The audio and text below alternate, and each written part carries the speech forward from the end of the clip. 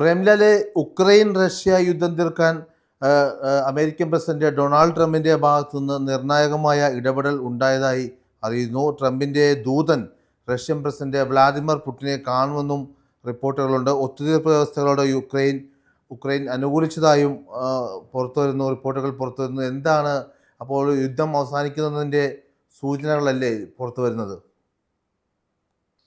ഇഫയില് ഏതാണ്ട് മൂന്നര വർഷം 2022 തുടങ്ങിയത്. ഒരു 3 വർഷത്തിലധികമായിട്ട് നീണ്ടു നിൽക്കുന്ന ഉക്രൈൻ റഷ്യ സംഘർഷം അത് ഒരു നിർണായക വഴിത്തിരിവിൽ എത്തി നിൽക്കുന്നു. ഇതുകൊണ്ട് യുദ്ധം അവസാനിക്കുമോ ഇല്ലയോ എന്നുള്ള കാര്യം നമുക്ക് ഈ ഘട്ടത്തിൽ പറയാൻ സാധിക്കില്ല. പക്ഷെ അവസാനിക്കാനുള്ള സാധ്യത നമുക്ക് തള്ളിക്കളയാൻ പറ്റില്ല. ആ ഒരു അവസ്ഥയിലേക്കാണ് കാര്യങ്ങൾ എത്തി നിൽക്കുന്നത്.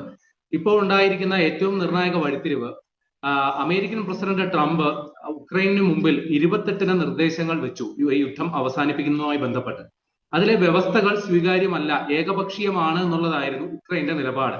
അല്ലെങ്കിൽ അമേരിക്ക നേരത്തെ എടുത്തിരുന്ന നിലപാടുകൾക്ക് വിരുദ്ധമായി, നേരത്തെ അമേരിക്കയുടെ നിലപാട് ഉക്രൈൻ അനുകൂലമായിരുന്നു. പക്ഷെ ഇപ്പോൾ പെട്ടെന്ന് മറുകണ്ഠം ചാടി റഷ്യൻ അനുകൂല നിലപാടിലേക്ക് അമേരിക്ക പോകുന്നു എന്നുള്ള ഒരു ആക്ഷേപമായിരുന്നു ഉക്രൈന്റെ ഭാഗത്തു നിന്നുണ്ടായിരുന്നത്. ഏതായാലും അവർക്ക് ഈ 28 നിർദ്ദേശങ്ങൾ അതില് പലതും അവർക്ക് സ്വീകാര്യമായിരുന്നില്ല. അപ്പൊ ഇതിന്റെ സാഹചര്യത്തിൽ യൂറോപ്യൻ യൂണിയൻ പ്രതിനിധികൾ, അതായത് അമേരിക്കയുടെ നാറ്റോ സഖ്യ രാജ്യങ്ങൾ അടക്കമുള്ളവർ, അമേരിക്കയുടെ സ്റ്റേറ്റ് സെക്രട്ടറി മാർക്ക് റൂബിയോ അടക്കമുള്ളവർ ജനീവയിൽ സമ്മേളിക്കുകയും പുതിയ ഭേദഗതികൾ നിർദ്ദേശിക്കുകയും ചെയ്തു. അപ്പൊ ആ ഭേദഗതികൾ സ്വീകാര്യമാണ്, ഭേദഗതിയോടുകൂടി ഈ സമാധാന ഉടമ്പടി സ്വീകാര്യമാണ്, അതിൽ പ്രായോഗികമായി നടപ്പിലാക്കാൻ ചില സംഗതികൾ ഉണ്ട് എന്ന് ഉക്രൈൻ പ്രസിഡന്റ് വ്ളാഡിമിർ സെലൻസ്കി നിലപാടെടുത്തു. അപ്പൊ ഇതിനോട് അമേരിക്കൻ പ്രസിഡന്റ് ട്രംപ് ഇപ്പോൾ പ്രതികരിച്ചിരിക്കുകയാണ്. ഞാൻ നേരത്തെ നിർദ്ദേശിച്ച സമാധാന ഉടമ്പടി അത് മികച്ചതായിരുന്നു, അത് ഫൈൻ ട്യൂൺഡ് ആയിരുന്നു. എന്നാൽ രണ്ടു കൂട്ടരും ഇപ്പോൾ പുതിയ നിർദ്ദേശങ്ങൾ നൽകിയിട്ടുണ്ട്. ഈ രണ്ടു കൂട്ടരും എന്ന് പറഞ്ഞു കഴിഞ്ഞാൽ അദ്ദേഹം ഉദ്ദേശിച്ചത് റഷ്യയും ഉക്രൈനും ആണെങ്കിൽ, റഷ്യ ഇതുവരെ ഇതിനോട് അനുബന്ധമായി ഒന്നും പറഞ്ഞിട്ടില്ല. ഉക്രൈൻ അവരുടെ നിലപാടുകൾ വ്യക്തമാക്കിയിട്ടുണ്ട്. ഏതായാലും പുതിയ നിർദ്ദേശങ്ങൾ വന്നതോടുകൂടി ഈ സമാധാന ഉടമ്പടി അത് നടപ്പിലാക്കപ്പെടും എന്നുള്ള ഒരു ശുഭാപ്തി വിശ്വാസമാണ് ട്രംപ് ഇപ്പോൾ പ്രതീക്ഷിക്കുന്നത്. ഇതിനു മുന്നോടിയായി അദ്ദേഹം റഷ്യൻ പ്രസിഡന്റ് പുടിനെ അനുനയിപ്പിക്കുന്നതിന് വേണ്ടി, അല്ലെങ്കിൽ പുടിനുമായി എന്താണ് താൻ ഉദ്ദേശിക്കുന്നത് എന്ന് അദ്ദേഹത്തെ ബോധ്യപ്പെടുത്തുന്നതിന് വേണ്ടിയിട്ട് ഒരു ദൂതനെ, അത് സ്റ്റീവ് വിറ്റ്കോഫ്, അദ്ദേഹം അമേരിക്കയുടെ ട്രംപിന്റെ പ്രത്യേക ദൂതൻ, അദ്ദേഹം പുടിനെ കാണും, അതും അടുത്ത ആഴ്ച തന്നെ കാണും എന്നുള്ളതാണ് ട്രംപ് ഇപ്പോൾ വെളിപ്പെടുത്തിയിരിക്കുന്നത്.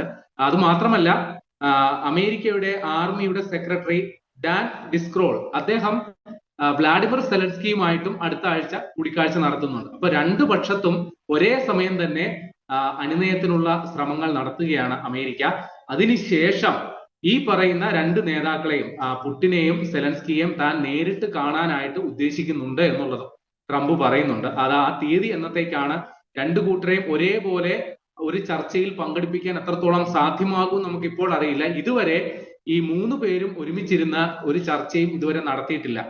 ഉഭയകക്ഷി ചർച്ചകൾ നടന്നിട്ടുണ്ട്. പക്ഷെ ഈ യുദ്ധത്തിന്റെ കക്ഷികളായ 2 പേരെയും അപ്പുറവും ഇപ്പുറവും ഇരുത്തിക്കൊണ്ട് ട്രംപിന് ഒരു സമാധാന ഉടമ്പടി ഇതുവരെ ചർച്ച ചെയ്യാൻ പറ്റിയിട്ടില്ല. അങ്ങനെ ഒരു സമാധാന ഉടമ്പടി ചർച്ചയിലേക്ക് കാര്യങ്ങൾ എത്തുകയാണെങ്കിൽ ഉറപ്പായിട്ട് നമുക്ക് ഈ യുദ്ധം അത് അവസാനിപ്പിക്കുന്ന ഘട്ടത്തിലേക്ക് കാര്യങ്ങൾ എത്തും എന്നുള്ളത് നമുക്ക് ഊഹിക്കാവുന്നതേ ഉള്ളൂ. അങ്ങനെ തന്നെ ആകാനാണ് സാധ്യത. ഇപ്പൊ നിലവില് അമേരിക്ക മുന്നോട്ട് വെച്ച നിർദ്ദേശങ്ങളിൽ പലതും ഉക്രൈന് സ്വീകാര്യമായിരുന്നില്ല. പ്രത്യേകിച്ച് 5 പ്രവിശ്യകൾ റഷ്യക്ക് അടിയറ വെക്കുന്ന തരത്തിലുള്ളതാണ് ട്രംപ് നിർദ്ദേശിച്ച സമാധാന ഉടമ്പടി. അതിൽ പലതും ഉക്രൈൻ നിലവിൽ അവരുടെ ആധിപത്യം ഉള്ള സ്ഥലങ്ങൾ കൂടിയാണ്. പ്രത്യേകിച്ച് ഡോൺസ്ക് എന്ന് പറയുന്ന പ്രദേശം, അവിടെ ഉക്രൈൻ സേന ഇപ്പോഴും ആധിപത്യം പുലർത്തുന്നുണ്ട്. പക്ഷെ അതടക്കം പൂർണ്ണമായിട്ട് റഷ്യക്ക് കൈമാറണം. 4 പ്രവിശ്യകളും പിന്നെ നേരത്തെ തന്നെ റഷ്യ കൈയടക്കിയിരുന്ന ക്രിമിയയും റഷ്യക്ക് വിട്ടുകൊടുക്കണം എന്നുള്ളതാണ് പ്രധാന വ്യവസ്ഥ. കൂടാതെ ഉക്രൈന്റെ സൈനിക അംഗബലം 6 ലക്ഷമാക്കി പരിമിതപ്പെടുത്തണം എന്നുള്ളതായിരുന്നു വ്യവസ്ഥ. ഇപ്പൊ ഇതൊന്നും പാലിച്ചില്ലെങ്കിൽ ഉക്രൈന് ഇതുവരെ നൽകിക്കൊണ്ടിരിക്കുന്ന സൈനിക സാമ്പത്തിക സഹകരണം, പിന്നെ ഇന്റലിജൻസ് സപ്പോർട്ട്, ഇതെല്ലാം പിൻവലിക്കും എന്നുള്ളതായിരുന്നു അമേരിക്കൻ പ്രസിഡന്റ് ട്രംപിന്റെ ഭീഷണി.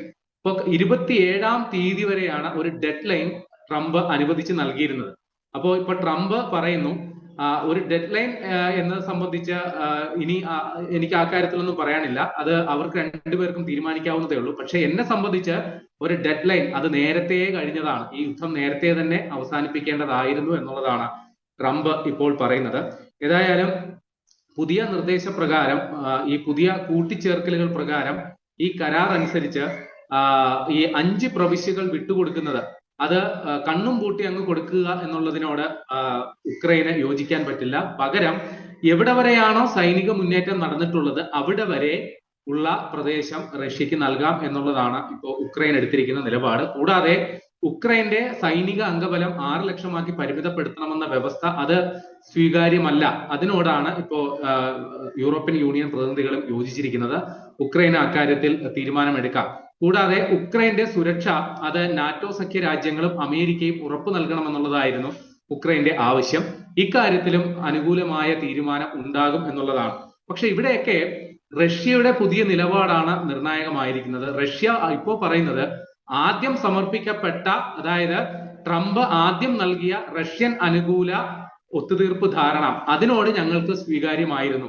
എന്നാൽ പുതിയ വ്യവസ്ഥ, അതായത് യൂറോപ്യൻ യൂണിയൻ അംഗങ്ങൾ ചേർത്ത ഭേദഗതികൾ അത് ഇപ്പോൾ സ്വീകാര്യമല്ല എന്നുള്ളൊരു നിലപാടാണ് റഷ്യ എടുത്തിരിക്കുന്നത്. അപ്പൊ എന്തായി തീരും ഉക്രൈൻ റഷ്യ സംഘർഷം, ആ യുദ്ധം ഇനിയും നീണ്ടുപോകുമോ ഇല്ലയോ, ആ കാര്യത്തിൽ അന്തിമ തീരുമാനം വളരെ വൈകില്ല എന്ന് തന്നെ നമുക്ക് ഉറപ്പിച്ച് പറയാൻ സാധിക്കും. കാരണം 2 കാരണങ്ങൾ. ഉക്രൈനും റഷ്യക്കും ഈ യുദ്ധം അവസാനിപ്പിച്ചേ മതിയാകൂ എന്നുള്ള ഘട്ടത്തിൽ എത്തി നിൽക്കുകയാണ്. ഉക്രൈനിൽ വലിയ രാഷ്ട്രീയ പ്രതിസന്ധി, അവിടുത്തെ പ്രസിഡന്റ് വ്ളാഡിമിർ സെലൻസ്കി വലിയ അഴിമതി ആരോപണം നേരിടുന്നു. കൂടാതെ ആ രാജ്യത്ത് അതിശൈത്യം വരാൻ പോകുന്നു. അപ്പൊ അതിനു മുമ്പ് ഈ യുദ്ധവുമായി ബന്ധപ്പെട്ടുള്ള കെടുതികൾ അവസാനിപ്പിച്ചേ മതിയാകൂ, അല്ലെങ്കിൽ വലിയ രീതിയിലുള്ള ജനങ്ങൾക്ക് ദുരിതം ഉണ്ടാകാനുള്ള സാധ്യതയുണ്ട്. അതേസമയം തന്നെ റഷ്യയെ സംബന്ധിച്ച് അവരുടെ ക്രൂഡ് ഓയിൽ വിതരണ ശൃംഖല, ഖനന വിതരണ ശൃംഖലകളെല്ലാം തന്നെ താറുമാറായി കിടക്കുകയാണ്. പല റിഫൈനറികളും ഉക്രൈൻ ആക്രമണത്തിൽ പൂർണ്ണമായോ ഭാഗികമായോ തകർന്നിട്ടുണ്ട്. കൂടാതെ അവർക്ക് വലിയ രീതിയിലുള്ള അന്താരാഷ്ട്ര ഉപരോധത്തെ നേരിടേണ്ടിയും വരുന്നു. അങ്ങനെ സാമ്പത്തികമായി റഷ്യ ഞെരുങ്ങിക്കൊണ്ടിരിക്കുന്നു. ഈ സാഹചര്യത്തിൽ അവർക്കും യുദ്ധം അവസാനിപ്പിച്ചേ മതിയാകൂ. ഏതായാലും അമേരിക്കൻ പ്രസിഡന്റ് ട്രംപിന്റെ നേതൃത്വത്തിൽ, അല്ലെങ്കിൽ യൂറോപ്യൻ യൂണിയൻ അംഗങ്ങളെല്ലാം കൂടി പങ്കെടുത്തുകൊണ്ട് വലിയ രീതിയിലുള്ള ഒരു സമാധാന ഉടമ്പടി ചർച്ചകളിലേക്ക് കാര്യങ്ങൾ എത്തിയിട്ടുണ്ട്. ഒരു പക്ഷേ ഈ ഉടമ്പടി പ്രാവർത്തികമായാൽ ഏതാണ്ട് 2-3 വർഷത്തോളമായി നീണ്ടു നിൽക്കുന്ന ഈ ഉക്രൈൻ റഷ്യ യുദ്ധം അതിന് പരിസമാപ്തിയാകും എന്ന് തന്നെ നമുക്ക് വിശ്വസിക്കാം.